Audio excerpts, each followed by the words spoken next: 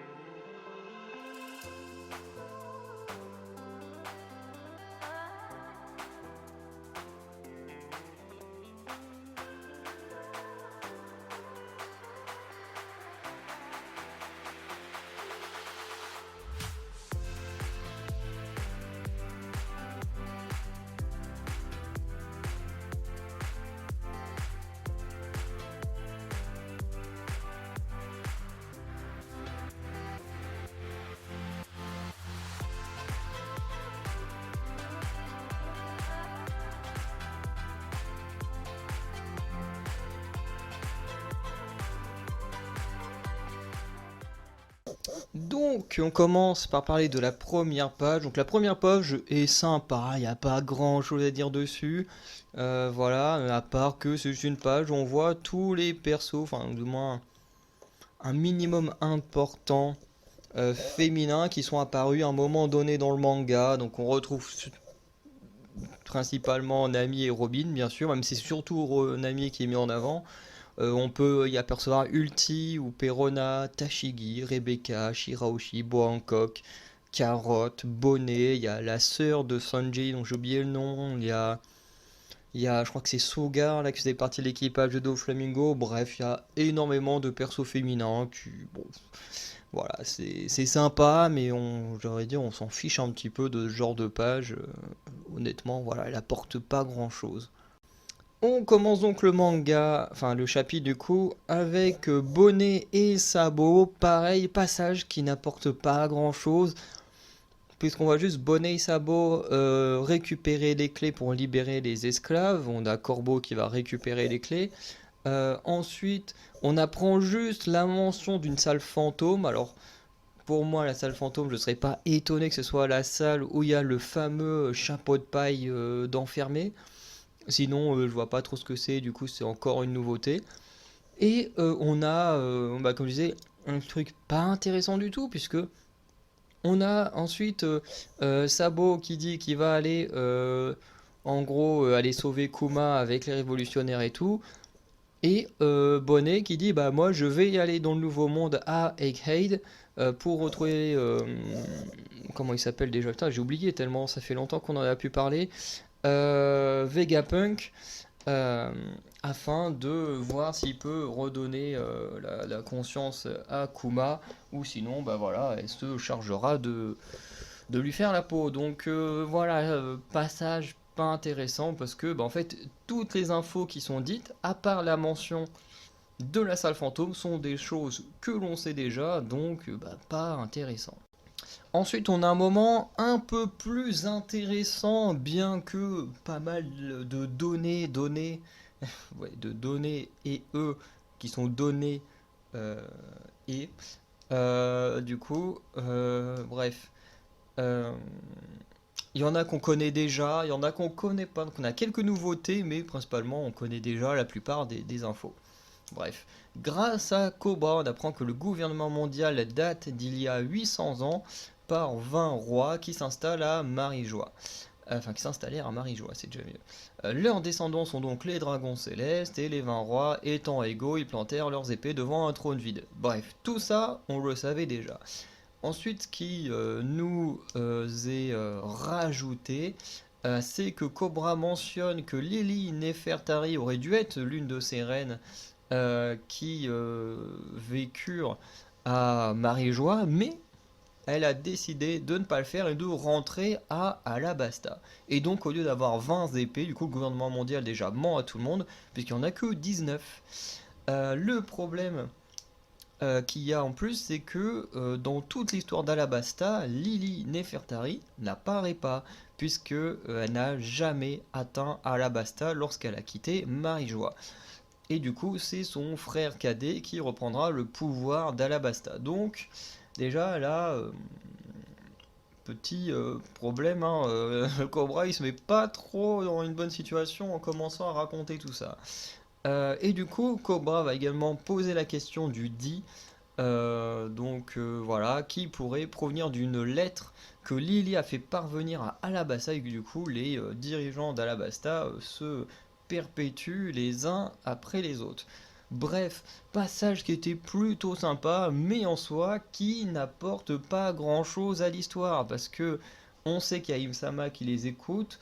Peut-être que Imsama et cette fameuse Lily Nefertari auraient trouvé un moyen d'être immortelle, ou alors c'est une descendante de Lily Nefertari, mais bon, voilà, bref.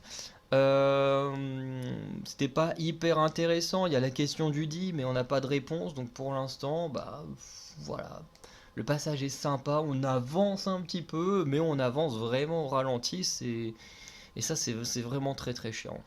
Ensuite, un passage qui fut sûrement le plus intéressant du chapitre, c'est Charlos qui, grâce à Kuma, va capturer Shirahoshi. Du coup, on a les hommes poissons qui veulent. Alors, il y en a qui fuient, tandis que d'autres tentent de sauver la princesse. Forcément, ce sont ses frères hein, qui tentent de la sauver. Et donc, il y a un roi ou je sais pas quoi, un prince là, qui va leur dire de ne rien faire parce qu'ils représentent un pays et que leur pays pourrait être détruit. Et c'est donc Sai et Léo, de mémoire, qui sont deux membres de la flotte de Luffy, si je dis pas de bêtises, qui vont massacrer Charlos. Alors tout le monde est en mode ah ils sont morts et tout, enfin il a été tué et tout. On connaît Shiroda, hein, je doute que les mecs soient morts. Hein. Comme le mec il sait tuer personne, j'en doute. Bref, on a Morley qui ensuite apparaît pour kidnapper Kuma. Là, pareil, ce passage-là, pas hyper intéressant parce qu'on sait très bien ce que ça va amener. Ils vont réussir à ramener Kuma jusqu'à l'île de Queue d'Étrave. Et en fait, c'est ça qui est relou avec ce flashback.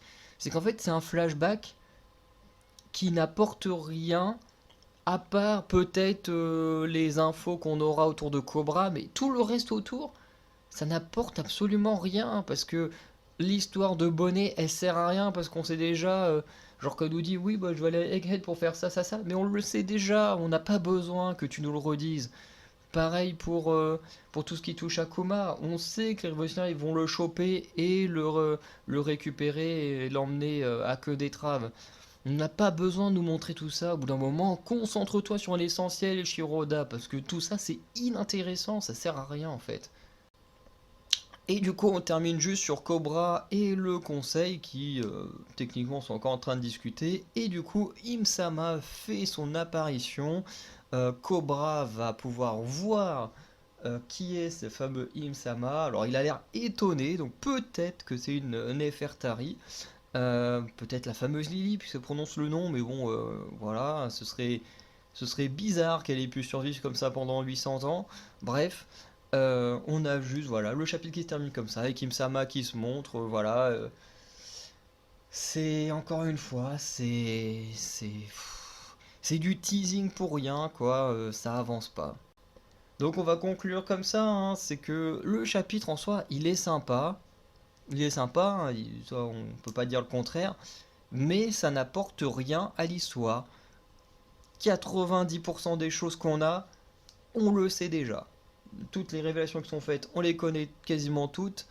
Et les petits trucs qui sont rajoutés, ben on s'en fout un peu, quoi. Genre l'histoire de Lily Nefertari, à moins qu'elle soit vraiment liée à Imsama ou un énorme mensonge au dit et tout, bah donnez-nous direct les infos au lieu de tourner en rond ou d'aller au ralenti, parce que franchement, on se fait chier quoi. On se fait chier. Là, on termine sur un teasing en mode oh bah tiens, Imsama fait son apparition. Si ça se trouve, la semaine prochaine, on va passer. Enfin, la semaine prochaine, dimanche, il y a un nouveau chapitre.